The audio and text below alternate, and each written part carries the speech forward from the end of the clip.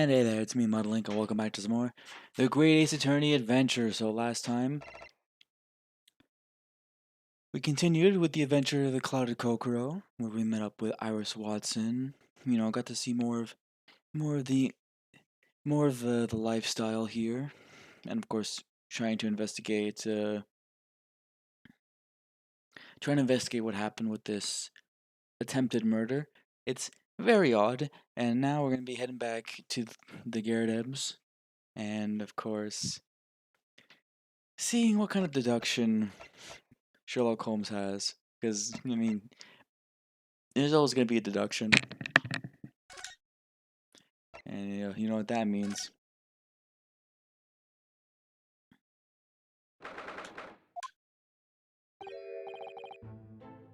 Oh yeah, also like I mentioned in my Tales Gets Trolled video, I'm actually gonna have more time to record this week, so hopefully, I mean, I probably won't finish either game on my own time, but I mean, it'll be close. Alright.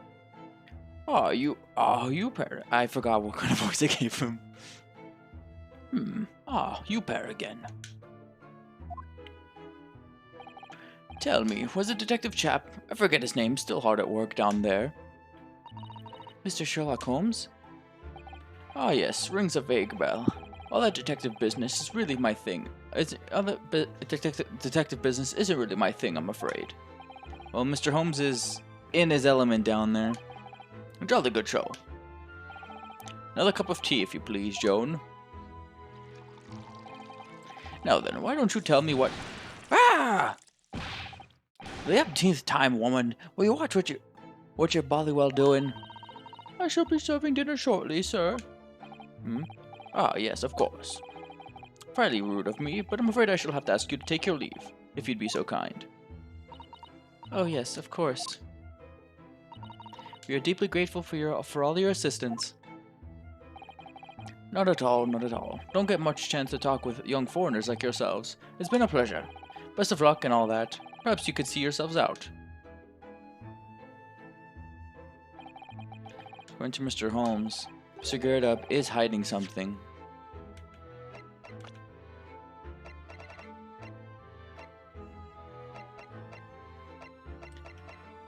Oh, this motherfucker. This sexy motherfucker. And since no other avenues of investigation seem open to us at the moment, perhaps we should do some digging. Man, I wonder who's here. What's he doing over there?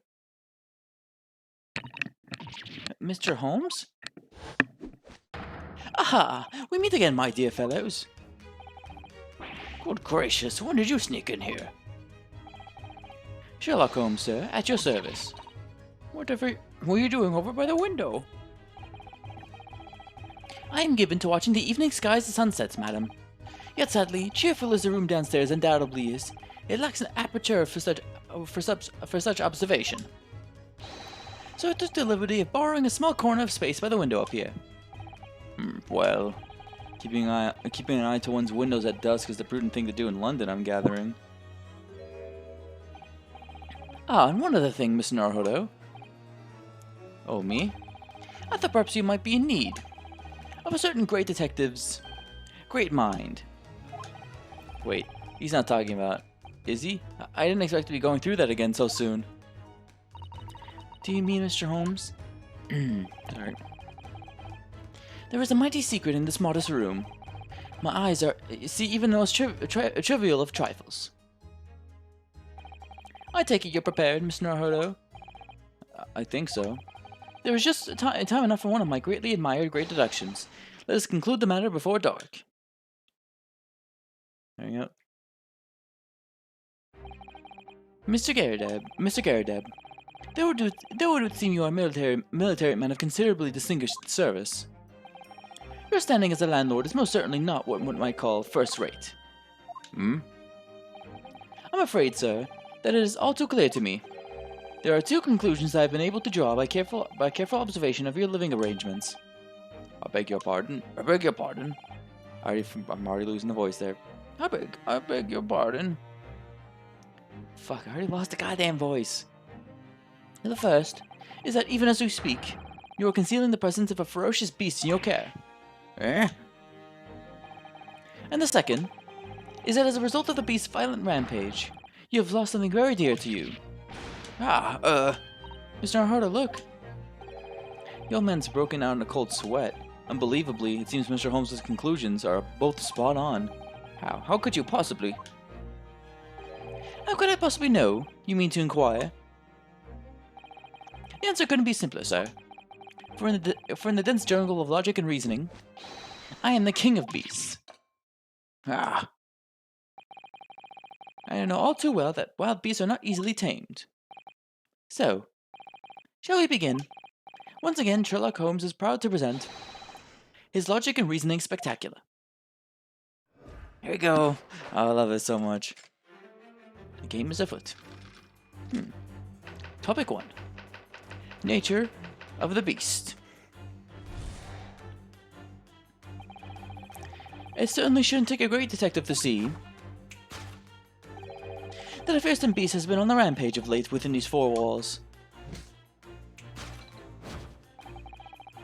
Thus we are faced with the question, what form might this beast take? For a man with a military breeding, your eyes are uncommonly candid. I'm already forgetting I'm already losing the fucking voice, god damn it. Your furtive glance, Mr. Garrideb, leads us directly to the answer. The true nature of the beast that has run rampant here is revealed by that lion statue. Yes, though an army man, you appear unimposing at best. A fact that has fueled your admiration for the mighty lion, the king of beasts. What is this piffle, I ask you? In the end, your admiration became so great, in fact, that you had a living, breathing specimen shipped from India, which you tried to keep in this very house. What? What? You had living... I hate these British voices. Yet living with such a wild beast proved more difficult than you had imagined. The chilling traces of a wild rampage are still very much in evidence. Well... Yet, as we look around, the beast in question fails to present itself. Where could this angry creature have disappeared to? Madam? Me? I pray you do not consider me unchivalrous, but it is plain to me with one glance in your direction. It is. Your dress pocket gives us a handsome clue as to the beast's current whereabouts. For protruding from it is a handbill advertising a circus show. Yes, you sought to dispose of this terrifying lion, Mr. Garrideb, at Batty's Circus, a traveling show currently sojourning in a nearby park. I have observed the tents. You sold the savage lion, sir, to the circus troupe. I most certainly did not. I believe I have made my point. The fearsome beast which ran amok in this room was an Indian lion, and a simple visit to the circus now will reveal the lion prancing jubilantly through a ring of fire. Never change, Sherlock. Topic 2. Aftermath. I just gotta... I had to open something up. Now, Mr. Garrideb.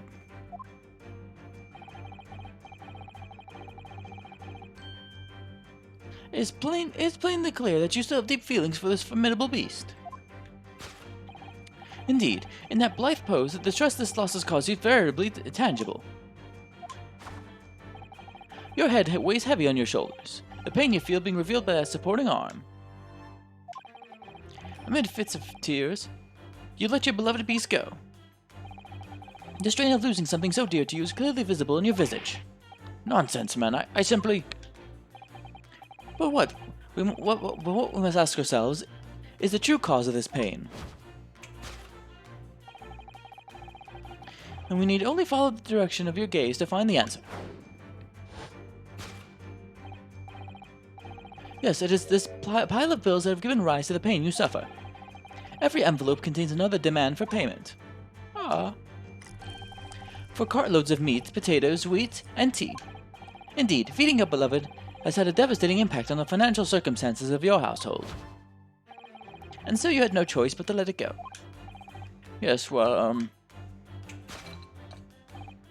Now, in a final fit of rage, a ferocious beast carried out one last unimaginable attack. Oh, unimaginable. The aftermath of which can be clearly seen by observing the carpet over there. A very expensive woolen carpet, if I am not mistaken. Oh dearie me. What could have caused such a destructive outburst? Ah. This time, madam, I'm afraid it is you who has inadvertently revealed the truth to me. Your wandering eye has settled upon the answer very neatly indeed. Yes, to explain the dire state of the carpet, we need only look at the Tower of Cakes. Ah. There is no creature more dangerous on this earth than a beast with an unsatiated appetite. Was it or was it not once said by a certain noblewoman, if they have no bread, let them eat cake? Food is at the heart of all tragedy, in fact. Whatever do you mean? Having tired of the taste of cake, the beast began to stalk its next prey. I'm sure I need not spell out the nature of this final act of destruction carried out by the beast. There's only one logical conclusion. Worked into a frenzy by hunger, the lion attacked and ate the carpet. The teeth marks in the carpet are a perfect match with those of a lion I once saw in India.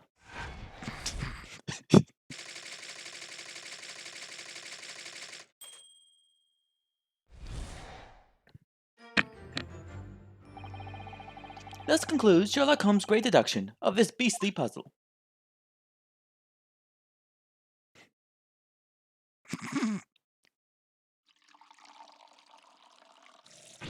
Ah!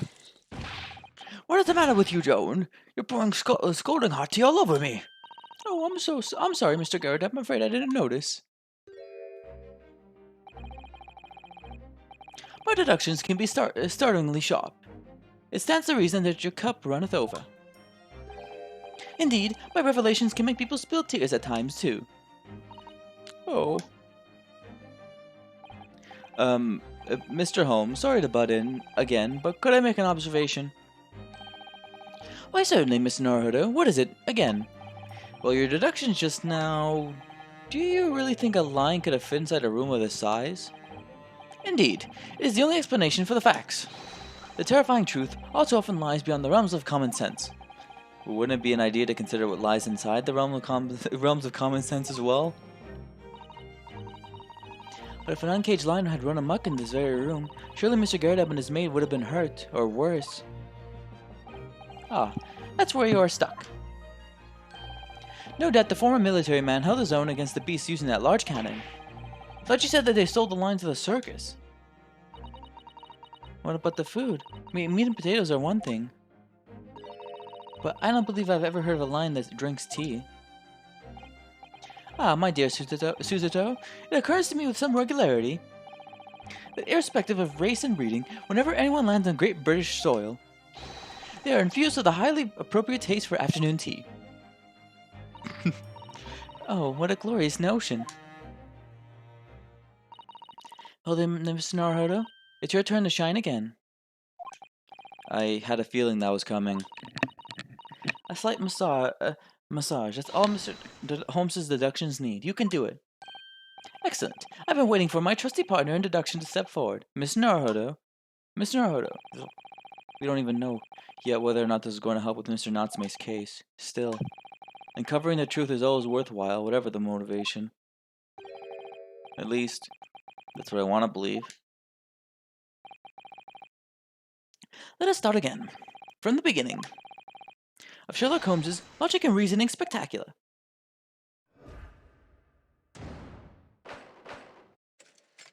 Hold it.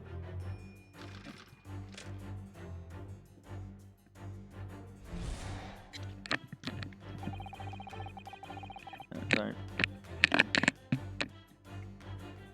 It certainly shouldn't take a great detective to see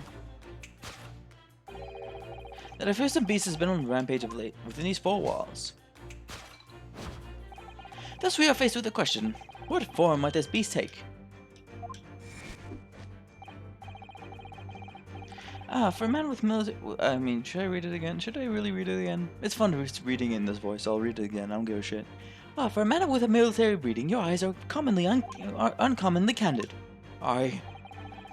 Your furtive glance, Mr. Garrett, leads us directly to the answer. The true nature of the beast has run rampant here is revealed by that lion statue. I really didn't see the lion thing coming. No, but if you observe Mr. Garrett's reaction, it rather seems as though some beast did indeed run amok here in this room.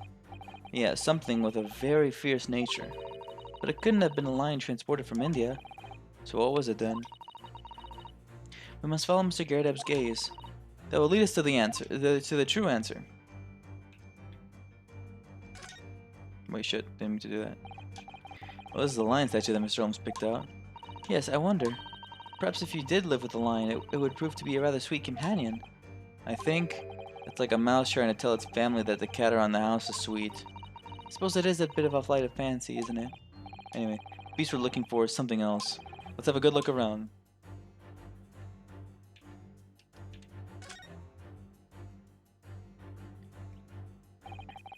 What's this photograph? Appears to be from Mr. Garrett's wedding. He looks very happy, doesn't he? He does, but you can't make out his bride. No, how unfortunate. Something must have struck the glass directly over the woman's face.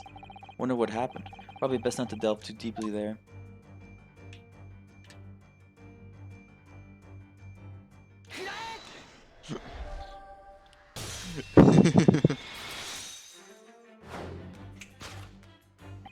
The true nature of the beast that has run rampant here is revealed by that newlywed bride.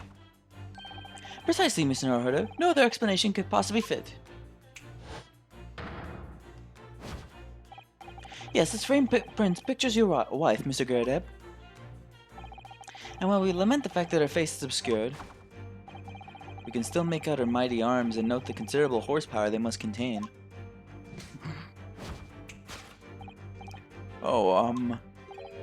Indeed, surely any woman of such a powerful constitution would be honored to be described as a beast. Honored might be stretching a point.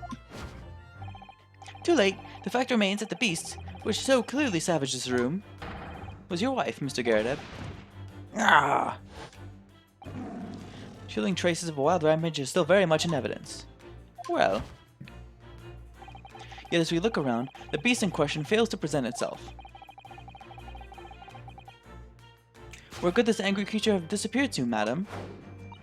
Me?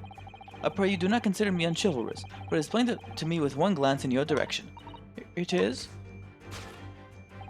Your trust pocket gives us a handsome clue as to the beast's current whereabouts. The poor, fragile, defenseless woman is beside herself. Well, I don't know about fragile. Oh dear. Anyway, Mr. Holmes is quite right. There's no signs of Mrs. Garrett anywhere. It seems there may be a clue as to her whereabouts. A clue that this maid is trying to hide. I wonder where Mr. Garrett's wife could be.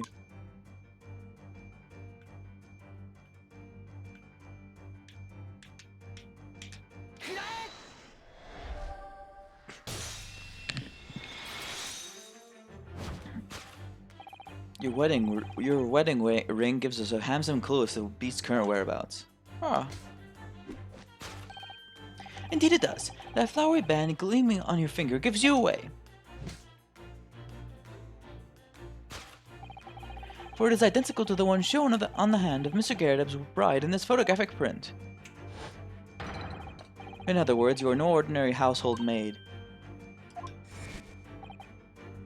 No. You are Mr. Garrett's lucky bride. You are Mrs. Garrett herself. Oh my word!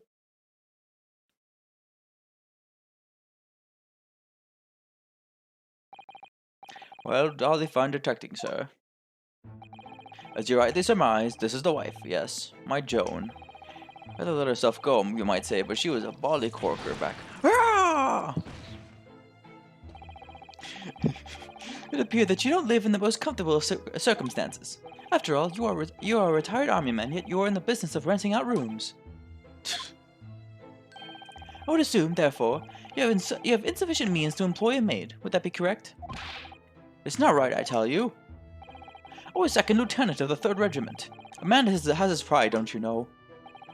By golly, it's a sorry thing when a chap can't even afford to have a single maid in his employ. Yes, here in London, one is rather judged. A household cannot be considered worthy of society if it employs no staff at all. Though in my considered opinion, such concerns about appearances are a folly. You mean Mr. Garrett has his wife work as his maid? Precisely. Am I right, Mr. Garrett? Only in company, obviously. But listen here. This must remain a secret. Tip-top secret, please! Nature of the beast and the rich wife, Mr. Garrett.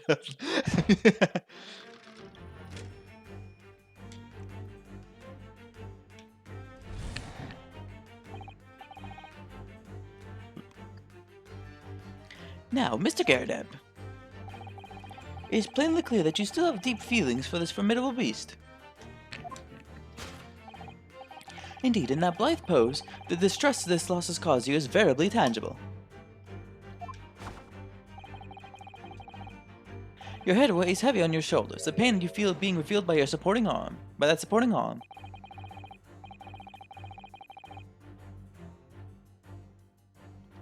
Mr. Holmes is quite something. He's still calling Mr. Gettup's wife a beast. Yes, as a woman, that feels rather uncomfortable. But Mrs. Garrett is standing beside her husband as we speak. In other words, he hasn't lost his beloved at all, has he? Well, how true. So perhaps that supporting arm that seems to be propping up his head has some other significance then. According to Mr. Holmes, Mr. Garrett's pain is tangible, though. Could that could that pose of his really signify? Got a right old smack in the face. Your head weighs heavy on your shoulders, the pain you feel being revealed by that slapped cheek. And of course, the deliverer of that impressive mark on your cheek that refuses to fade was you, Madame Joan Garrett. Well, yes. You have been desperate to hide the slap mark on your cheek, sir. Ha!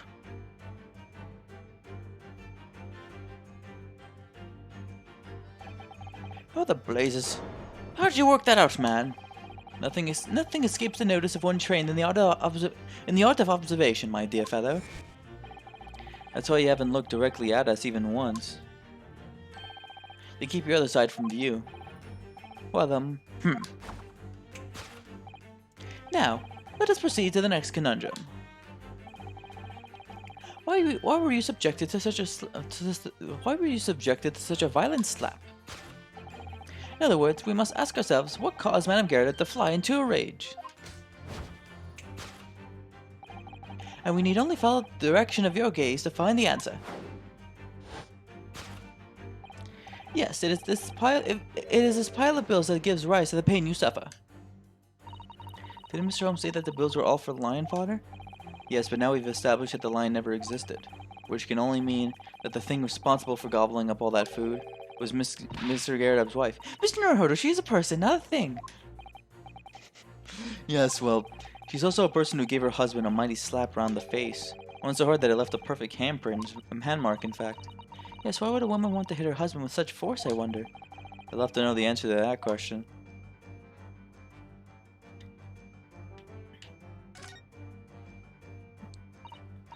Someone must be reading this book at the moment. There's a bookmark here, look. Mr. Garrett is clearly an avid reader. Oh, wait a minute. Wait, did I just read that in Susato's voice? I don't know. It was Susato that said all that. I don't think this is a bookmark. Oh no, so it isn't. It's a note written in a woman's hand. Oh, James, I love you. Yours, Mary. And look at the signature here next to you. Wait, look at the signature here. Next to the signature here. Lip marks made with lipstick. Oh, what a passionate and romantic gesture. Don't get any idea, Susato-san. Oh dear, I'm sorry. So this bookmark is actually a love note then.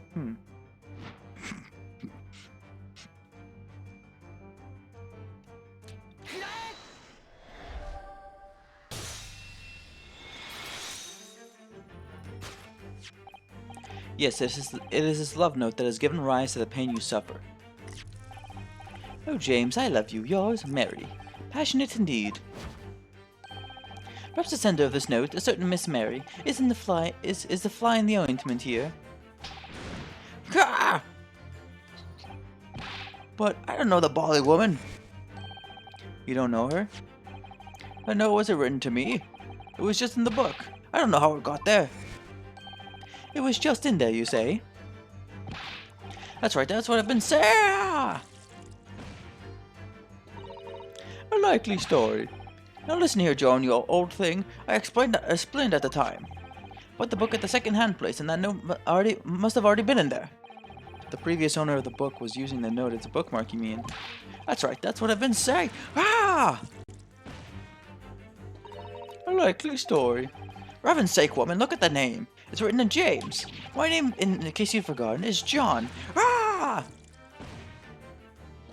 A likely story. Are you questioning my name now? And there we have it. Arouse the suspicions of the female heart, and you unleash a beast with the most ferocious bite. Now, in a final fit of rage, the ferocious beast carried out one last unimaginable attack. Unimaginable? The aftermath of which can be clearly seen by observing the carpet over there. She ate the carpet. Very expensive woolen carpet, if I'm not mistaken. Oh, dearie me. What could have caused such a destructive outburst?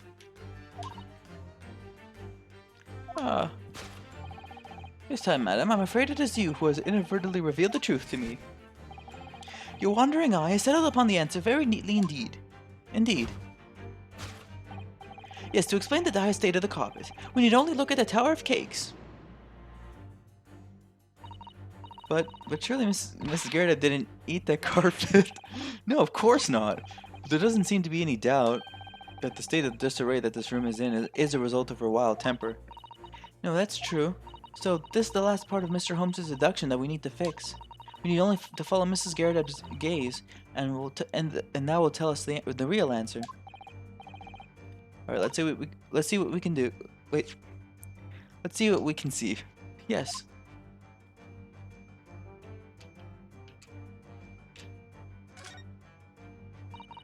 This looks like a very old candlestick, doesn't it? The base looks too small. Surely it's very unstable. This looks to me that even the slightest knock would make it topple over. Oh dear, that would be dangerous. Wait, take a closer look at this. There's one candle missing. Yes, I didn't notice that before. Why is that, I wonder? Why is one candle of the three missing from its holder?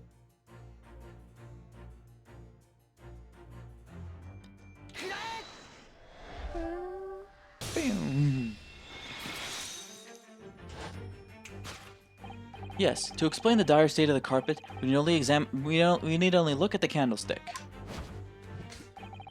Most illuminating, my dear fellow, and of course the only possible way out of this logical labyrinth. Yes, the remnants of a ferocious attack in which the carpet was devoured are clearly visible. Indeed they are. The scorch marks at the edge clearly give the truth away. Scorch marks? It would appear that this room was the scene of a little marital altercation. Miss Gerda's mighty arm muscles left an impression not only on her husband's face, but on the entire room. The force of a strike caused a candle to fall from the holder. And in seconds, the carpet was alight, and the whole corner of the room in flames. Yes, For the most ferocious beast in this world is neither a violent lion nor a vengeful woman, but fire. And in this room, that ferocious beast bared its claws and ran amok. Eloquently put, my dear fellow. So you see, there is but one conclusion here.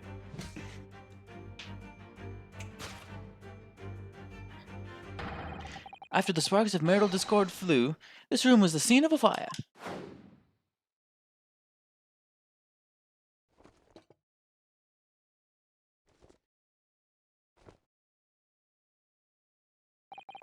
Mr. Holmes, sir. I salute you!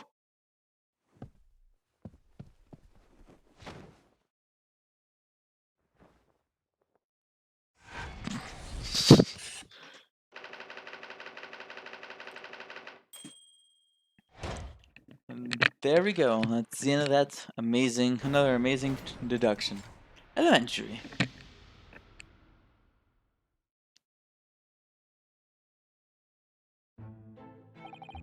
It's these dashed long winter nights, you know. Nothing to do but read in front of the fire. Luckily, there is a jolly good second-hand bookshop just around the corner. Buy all my old novels there. And in the pages of one particular novel, you discovered some rather illicit material. For which your wife admonished you harshly, it seems. Don't know about admonished. Demolished might be rather closer to the mark. And beast is most certainly an apt description. Ah! Okay, that one was completely more deserved there. Here we go again. And the carpet was destroyed by fire when a candle fell on the floor. Afraid to say it was. Happened in the blink of an eye, you know. The whole place was filled with smoke. Couldn't see a bodily thing. I was caught between the old stick's rage and the raging flames. You paint a torrid picture, sir. One that would have been most entertaining. That's sympathy for you. Didn't take long for the fire to spread, of course. The body furniture started going up as well. We've had to hide the mess behind that screen for the time being. Over here, Mr. Garrett? Well, you have nothing more to hide now, if you'll allow me.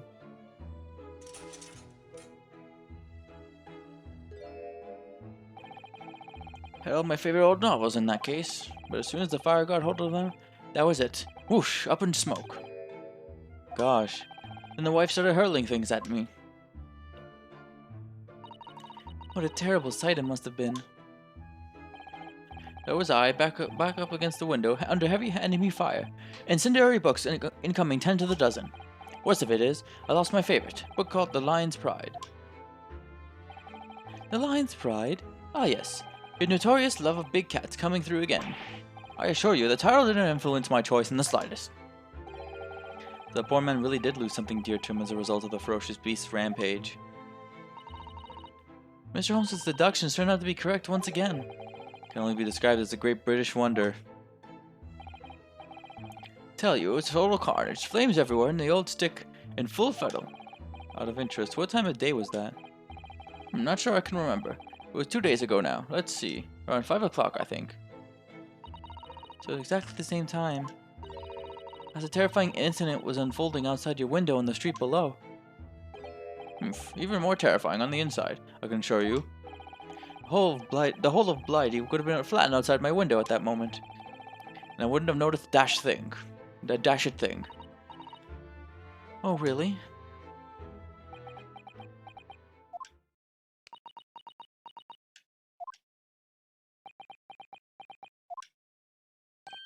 Mr. Holmes? Yes, Miss Naruto, what can I do for you? Well, I think we've got to the bottom of Mr. Garrett's situation now, but what does it have to do with Mr. Natsume's circumstances? I can't help you there, I'm afraid. What? My dear fellow, if you recall, I did say as much from the outset. I warned you that although I knew the retired army man to be hiding something, I could not be sure whether the secret would prove to be irrelevant or not. I just knew you were gonna say that! Ah ha ha ha ha! Now, Miss Naruto, you mustn't lose heart. Bear in mind that all things fall into one of only two categories, those relevant to the case and those not. That makes no sense to me. Well, no matter. It is of far greater importance that you make up your mind now. Sorry. Visiting hours at the prison will soon be over. Oh no, is it that time already? We're to accept Mr. Natsume's case. We have official paperwork to attend to. So that's it, no more time to think. Perhaps you'd like to betake yourself to bidding us farewell now. I must prepare supper for Mr. Garrett. Oh yes, I'm so sorry. Thank you both very much for your time. Soseki-san will be waiting for us. Now I'm going to have to give him an answer.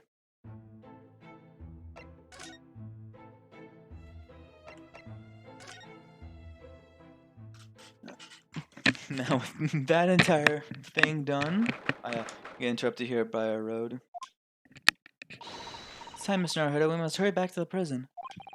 Yes, I know. The tail of carrot. Oh. What's the matter? Looks like something's going on over there in front of the Gyarados house. Hmm? Oh, I know thee not, old man. Fall to thy prayers. Well, who you calling old man? You rum-looking nimini pimini? Don't know what the fuck that means. There are more things in heaven and earth, Horatio, than are dreamt of in your philosophy. Who's this Horatio, fella? What are you on about? Seems like a weird-looking Popeye guy. I don't know how to do a Popeye voice. Excuse me. Eh? What the? Who are you now? I'm sorry. It just looked as though there might be some problem here. My associate here, Mr. Ryunosuke Naruhodo, is a lawyer, you see. Yeah, a lawyer? What? If I can be of any assistance, I'd be happy to help. I'm from Japan, but I've studied English law. Fine, I'll be on my way for today, but you mark my words. This ain't over yet. Get thee to a nunnery. You look like a bloomin' nun to you. Ah.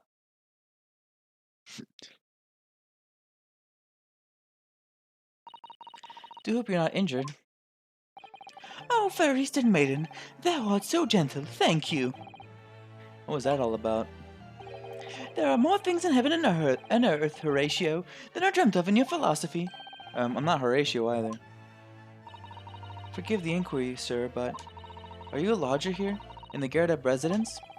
Oh, fair Eastern maiden, thou art so right. Yes, I do dwell in this humble abode. Mr. Gyarados mentioned that he had another lodger, didn't he? This must be the man. Do you happen to know the other lodger who lives on the first floor? Oh yes, a gentleman named Natsume. Oh, more worthy of a polemis in my battle of words, and ne'er could be there. Ne'er could there be. Sorry, battle, did you say?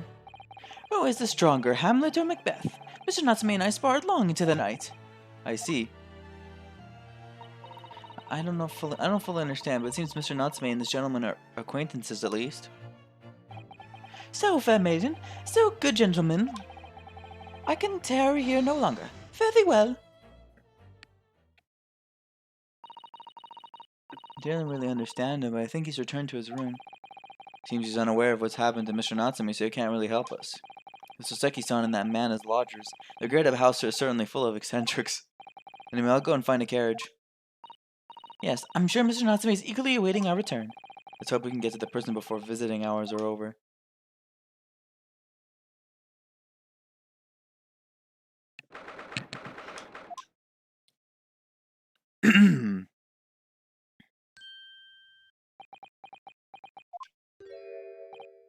Oh, it's you! You're here! You came! Locum student, Mr. Naruhodo, Esquire. I can't believe you came back! I'm so touched! Brother got burnt! We're so sorry to have kept you waiting, Mr. Natsume. Oh no, think nothing Getting a water after. Oh no, think nothing of it. Relax. If I were a cat, I would purr with pleasure at the company of such fine compatriots. Noble, nurturing, never failing, Nipponese. Oh no, let's not get carried away. Oh, I quite agree. There's nothing more reassuring than the familiarity of one's native land. On the other hand, it is thorough friendship transcending international borders that one truly appreciates the fact. That's just my belief, at least. Oh, it's you! The miserable, rotten spy! Sherlock Holmes! It's Sherlock Holmes, I guess. Well, I guess he's just confused about it, that's the whole thing that they're going with. Mr. Holmes, what are you doing here? I have no intention of doing anything, per se. Safe observing, of course. Whatever do you mean, Mr. Holmes? Well, having encountered some curious reading material in that gloomful room, and having unmasked the secret identity of that eccentric pair, I decided I should drop in on my way home to see how our divested friend is faring. Gloomful room? At least your accommodation here offers a window, my dear fellow. In that sense, it is a superior option. Anyway, I must commend you on your taste in books. My day has been a delight and cost me not a penny. Ah, you! How dare you!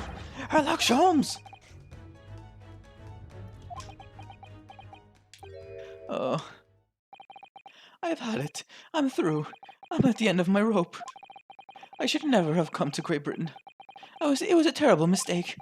Haunted by spirits in those accursed lodgings. No doubt my luck will be cursed in tomorrow's trial as well. My whole life is bedamned. I don't know what that word is. What are you thinking, Mr. Naruto? You mentioned that once before, didn't you? You know what? I'm gonna look it up.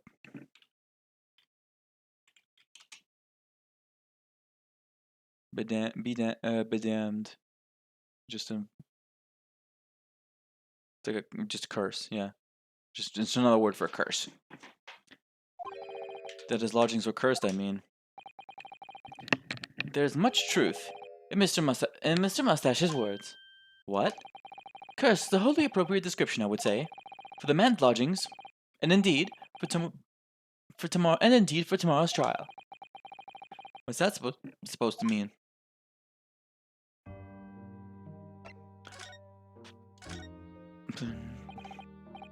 Mr. Nasumi, what do you mean by what you just said? By what you said just now?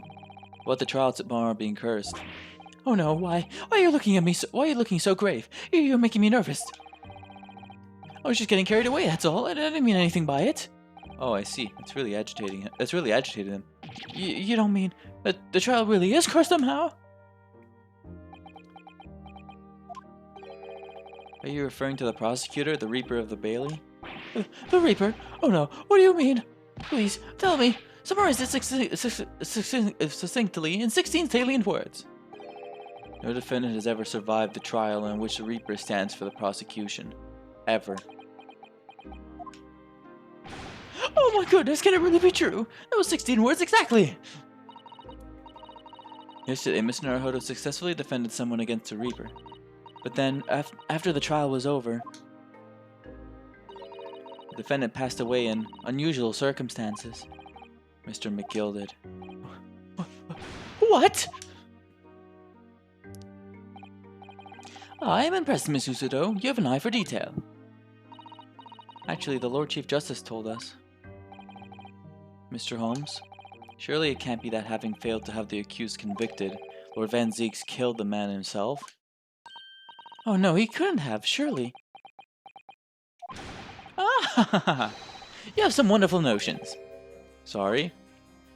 Oh, that song is so good. So, the man isn't a mass murderer. He's a court prosecutor, my dear fellow. Oh, yes. Why, of course he is. Ah, of course he is? Then why are you trying to scare me? It could be said, however, that the real truth about the man is even more terrifying than your hypothesis. What on earth do you mean by that?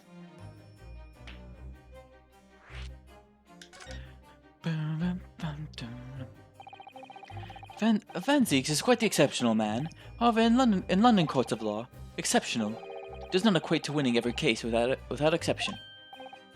Oh, that's good. Soseki doesn't look like he's gonna cry tears of joy. As you are no doubt aware, in a British criminal trial, there is both a judge and a jury. The judge officiates based on the letter of the law, whilst the jury offers public opinion and common sense. It is an excellent system, whereby the defendant's guilt is considered from several points of view.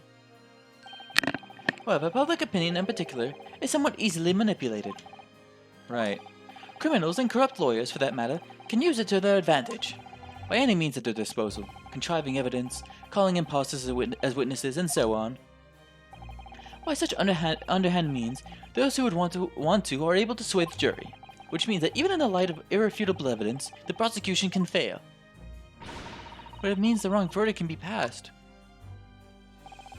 And sadly it is from time to time, my dear madam. It is simply the reality of the situation. And that's alright. However, those indicted by Lord Van Zieks cannot escape justice. Their fate is sealed. Oh my. Though the adjudication may see them leave the courtroom with their freedom, within months, they all disappear. It is most striking. Disappear? But how? Ah, by all manner of misfortune, sir. Perhaps they are trampled under a passing carriage. Perhaps they fall into the Thames and drown. Perhaps they are suddenly overcome by a raging fever, or perhaps attacked by highwaymen. Oh, no.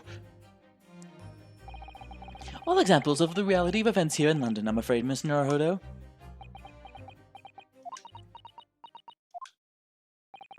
Ah, I knew it. I'm a dead dodo, done for, doomed!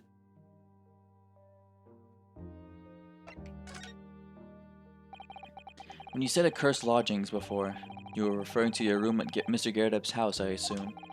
Do you mean to say you believe the place is cursed? It's been a year now since I came to Great Britain. But I had only been in London a week before I started to notice strange feelings in myself. That didn't take long then. Everywhere I looked, there were foreign faces staring at me, laughing behind my back. I was sure people were talking about me. I started to become nervous about going outside. They were all staring at me, all the time, from dawn till dusk. So I shut myself away in my room. But even that didn't help. The fear wouldn't go away. You must have been very lonely, having been away from your homeland for such a long time. I've had to move a number of times, most recently to that room on Briar Road a week ago now. Yes, why did you choose there? Seems a little inconvenient. The rent is cheap. I have so little money, it appealed to me straight away. Of course, I asked why it was so affordable. The landlord just simpered and said, "The room is cursed." Oops. He quickly tried to cover his mistake, but it was too late, so I told him, "If you have something to say, then say it. But if not, don't mention it in the first place." Yes, well said. But it was true. It was all true. You mean, the room really is cursed then? Ever since I moved into that windowless hellhole. My sleep has been plagued with nightmares. I awake feeling as though I'm being choked to death. In my waking hours, people are stabbed in front of me as I walk down the street. I'm branded a killer. Thrown in prison, nobody wants to know me. I'm surrounded by scary, sinister spirits. Or fairly godparents. Oh, there was someone, just one person on my side. Can no one find it in his or her heart to believe in me? Really, no one at all. To believe. Yes, to believe.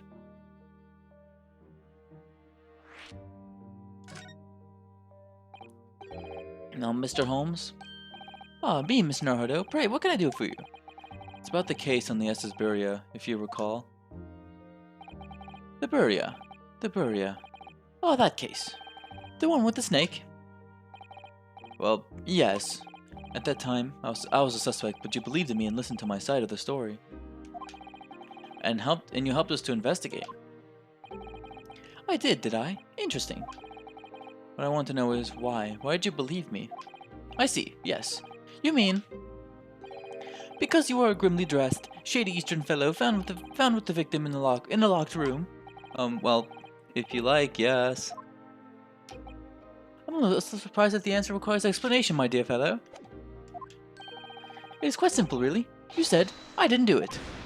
But I could have been lying. Surely you must have had your doubts. You must have suspected me a little. I think perhaps you have misunderstood.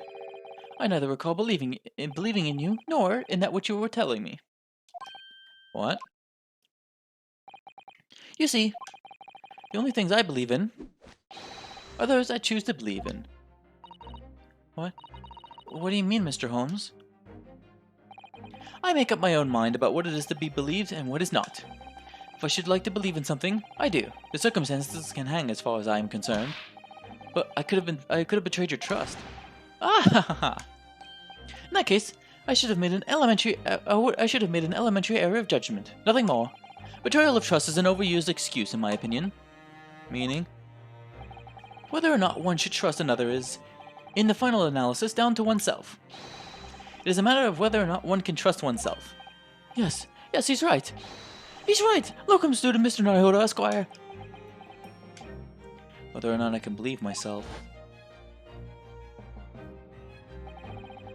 Defense lawyer is only as good as his faith in his client. And that comes down to how much faith he has in himself. You were so right, Cosma.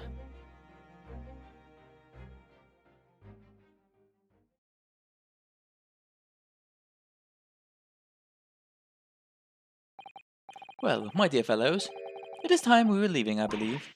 Already? Visiting hours are over. The guard will be here shortly to escort us out. There is a restaurant near here that serves excellent trout. Would you care to join me? Oh dear, there is never enough time, is there?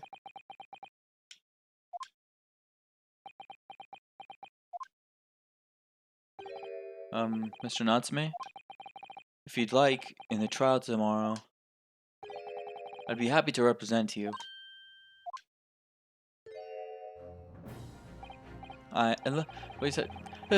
Welcome, student Mr. Naruto Esquire. As I said, I only experienced a British courtroom for the first time yesterday. And although the man I was representing was found not guilty, I lost sight of something crucial. Something crucial? What to believe in. In the defendant, justice, or the truth. How to believe, even. But I think I finally worked it out. I've decided I must believe in myself above all else. Trust my instincts. Yes, Mr. Naruto. And my instincts are telling me that you, Mr. Natsume, are innocent of this crime. And it's imperative that we prove that in court. Welcome, student Mr. Naruto Esquire. I will fight for your innocence until the bitter end with every weapon available to me. So I hope you'll permit me to represent you tomorrow. As I said when we first met, I'd like to entrust my fate to someone who will listen to me in my native tongue. Of course, Mr. Natsume. It would be fair to say, Miss Naruto, that your mind was, in many ways, made up from the outset. You merely needed the events of today to fully realize it. Yes, I think you're right about that. It's been a roundabout journey, but I got there in the end. So yeah, that's gonna fucking stink. His leg is like, she burned the skin off his leg with how many fucking times she's done that. Miss Yuzuro? Yes? Would you be willing to stand by my side tomorrow and help me in court? Absolutely. As I said this morning, you may consider me your personal judicial assistant. Hang on. Alright, yeah, sorry about that. Okay, there you go. The shocking events of yesterday's trial still weigh heavily on my mind, but it's time to stop looking backwards. Kazuma believed in me, and Mr. Holmes believes in me now too. So it's time. Time that I learned to believe in myself. Saseki-san is no one, he's all alone, so it's my job to help him.